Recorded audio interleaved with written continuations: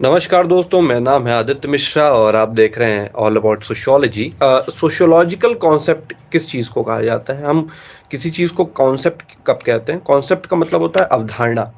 हम्म किसी चीज़ को हम अवधारणा कब कहते हैं?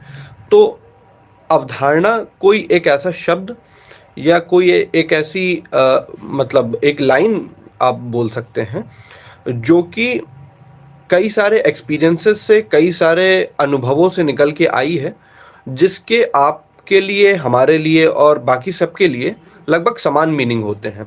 आप इसको इस तरीके से समझिए कि लगभग सबके सबके लिए वो उनके अर्थ समान होते हैं। जैसे कोई चीज़ है, साइकिल है, तो साइकिल का अर्थ मेरे लिए भी वही है जो आपके लिए है, और जिसने साइकिल बनाई है उसके लिए भी वही अर्थ है।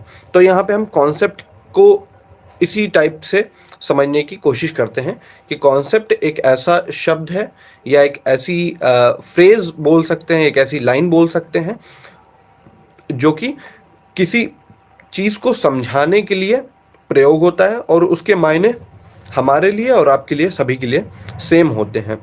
थोड़े इधर उधर हो सकते हैं कि कभी आपने उस चीज़ को किसी और चीज़ में यूज़ किया, कभी आपने उस चीज़ को किसी और चीज़ में यूज़ किया, वो अलग चीज़ है, लेकिन सभी के लिए मायने एक होते हैं। कॉन्सेप्ट को कहा जा सकता है, कॉन्सेप्ट इज ए की टू अनलॉक ए फिनोमिना।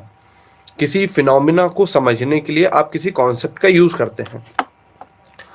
तो जैसे कि कार का एग्जांपल लेते हैं। कार तो अभी आप सब लोगों को पता है, ये एक प्रकार का वाहन है। वाहनों के भी कई सारे प्रकार होते हैं, कार भी है, बस भी है, ट्रैक्टर भी है, साइकिल भी है, कई सारे एडवांस व्हीकल्स भी आ गए हैं।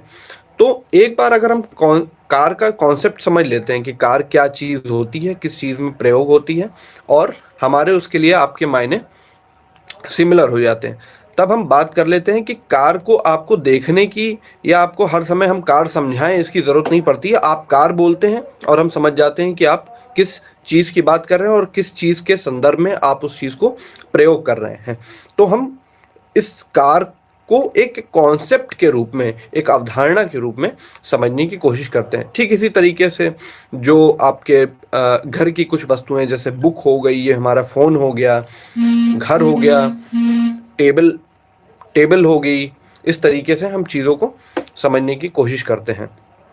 कॉन्सेप्ट इसलिए भी बनाना ज़रूरी होता है क्योंकि विज्ञान में हम उन शब्दों के अर्थ से ही चीज़ों को समझ पाते हैं। कभी ऐसा ना हो कि हम शब्द का मतलब कुछ और समझ रहे हैं और आप कुछ और समझ रहे हैं और चीज़ें कुछ की कुछ और हो जाएं। तो इसके लिए भी ये ज़रूरी है कि आप सारे कॉन्सेप्ट को उसी तरीके से समझें जैसा कि वो दिए गए हैं। और ख़ास तौर पे जब प्राकृतिक विज्ञान की बात आती है तब तो आपको किसी कॉन्सेप्ट की डेफिनेशन प्रॉपरली मिल जाती है। इसी तरीके से जब समाजशास्त्र को भी एक सामाजिक विज्ञान बनाना पड़ा, तब हमने समझा कि इसमें भी हमें कॉन्सेप्ट्स को डेवलप करना होगा, और सोशियोलॉजी में भी कई सारे कॉन्सेप्ट हम लोग आगे पढ़ेंगे। एक बात ध्यान देने वाली है कि आमतौर पे जो बोले जाने वाले शब्द हैं या अवधारणाएं हैं, समाजशास्त्र में उनके कुछ स्पेसिफिक मीनिंग्स हो जाते हैं। कहने का मतलब ये है कि कोई वर्ड आप आम तौर पे जिस तरीके से यूज़ कर रहे होते हैं, सोशियोलॉजी में उसका थोड़ा सा मीनिंग डिफरेंट हो जाता है, और एक स्पेसिफिक सेट में ही हम उसको अप्लाई करते हैं और एक स्पेसिफिक सेट में उसको अप्लाई नहीं करते हैं। तो ये चीज़ बहुत क्लियर कट आपको समझनी होगी कि कौन सी अवधारणा कब यूज़ करनी है और कब कौन सी अवधारणा कब यूज़ नहीं करनी है। तो अब हम बात करते हैं समाज की अवधारणा की। समाज की अवधारणा की देखिए, समाज की परिभाषा आपने मेरे वीडियो अगर देखा होगा, सोशियोलॉजी समाजशास्त्र की उत्पत्ति और विकास का वीडियो, जो सबसे पहला वीडियो इस चैनल पर है, उसमें समाजशास्त्र की अलग अलग डेफिनेशंस हैं और समाजशास्त्र कहाँ से जन्मा, कहाँ से उसकी उत्पत्ति हुई और कैसे उसका विकास हुआ, इसके बारे में पूरा डिटेल्ड वीडियो है। यहाँ पे हम बात कर रहे हैं सिर्फ समाज की। समाज शब्द से एक समाज, एक अवधारणा के रूप में हम लोग इसको कैसे देखते हैं, कैसे समझते हैं। तो समाज से हमारा आशय संबंधों से है। संबंध, जी हाँ, समाज में सबसे ज़रूरी चीज़ होती है संबंध। अगर आपस में संबंध नहीं है, किसी भी प्रकार के संबंध की यहाँ पे बात की जा रही है, अगर संबंध नहीं है तो वो समाज नहीं बना रहा है। यहाँ पे आप कई सारे लोग आपस में जब संबंध बनाना शुरू करते हैं किसी भी प्रकार के, तो वहां पर हम एक समाज शब्द की उत्पत्ति देखते हैं। समाज नाम का एक अमूर्त अवधारणा के रूप में देखते हैं। क्योंकि अवधारणा बनाने के लिए हमें किसी मूर्त चीज से किसी अमूर्त चीज की तरफ बढ़ना होता है। जैसे कार एक मूर्त चीज है, पर कार का कॉन्सेप्ट एक अमूर्त चीज है, तो हमें उसको अपने दिमाग में रखना होता है। इसी प्रकार से समाज तो कोई दिखता तो है नहीं कि ये चीज समाज है, पर समाज एक्चुअल में एग्जिस्ट तो करता है। तो मूर्त से अमूर्त बनने की भी प्रक्रिया को यहाँ पे हमने अवधारणा शब्द से प्रयोग किया। और समाज शब्द में आपस में संबंध बनने चाहिए और एक टाइप की म्यूचुअल अवेयरनेस जिसे कहा जाता है। जैसे कि इसका एग्जांपल लें कि आप क्लास में टीचर आ रहा है और आप लोग एकदम से शोर मचा रहे होते हैं, पर जैसे ही क्लास में टीचर आ रहा होता है सब में एक म्यूचुअल अवेयरनेस जग जाती है और सब लोग खड़े हो जाते हैं और टीचर को गुड आफ्टरनून या गुड मॉर्निंग बोलते हैं, जिसमें एक व्यक्ति बाकी सब लोगों के बिहेवियर को या कोई एक फैक्टर बाकी सब लोगों के बिहेवियर को निर्धारित कर रहा होता है। समाज का एक रवैया बन जाता है आगे चल के। जैसा कि आपने कल देखा कि सभी लोग एक साथ ताली बजाने लग गए, सभी लोग एक साथ घंटी बजाने लग गए, सभी लोग एक साथ थाली बजाने लग गए प्रधानमंत्री जी के कहने से।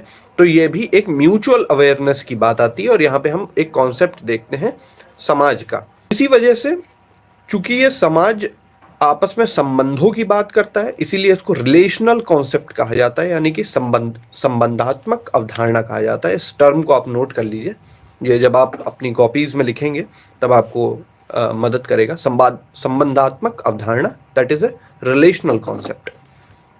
एक और बात आती है कि समाज वास्तविक अवधारणा नहीं होती है। वास्तविक अवधारणा से मतलब ये होता है कि समाज हमेशा एक जैसा नहीं रहता।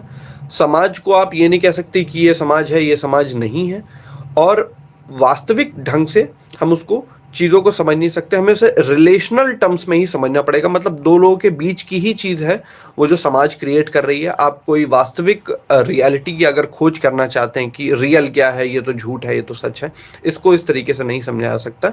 यहाँ पे एक कंक्रीट रियलिटी, एक जो वस्तुनिष्ठ रियलिटी होती है, जैसे अभी आपके सामने फ़ोन है तो ये एक कंक्रीट रियलिटी है, पर आपके संबंध आपके माता पिता से रियल है या नहीं है, ये वाली जो चीज़ है ये रिलेशनल कॉन्सेप्ट पर बेस्ड है, यानी कि दो लोगों के बीच का रिलेशन है और इसको प्रूफ नहीं किया जा सकता। आप इसको सिद्ध नहीं कर सकते कि आपने कोई एल्गोरिथम लगाया, कोई मैथमेटिकल फॉर्मूला लगाया और आपने इसको प्रूफ कर दिया। ये सोशली कंस्ट्रक्टेड रहता है।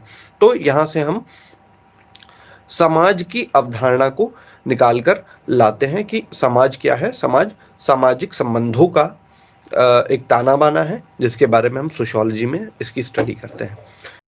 तो दोस्तों, हमारा ये वीडियो यहीं समाप्त होता है। आशा करते हैं कि आपको वीडियो पसंद आया होगा और वीडियो को लाइक, शेयर और सब्सक्राइब जरूर करें और कमेंट बॉक्स में हमें बताएं कि वीडियो आपको कैसा लगा। मिलते हैं नेक्स्ट वीडियो में, तब तक के लिए धन्यवाद।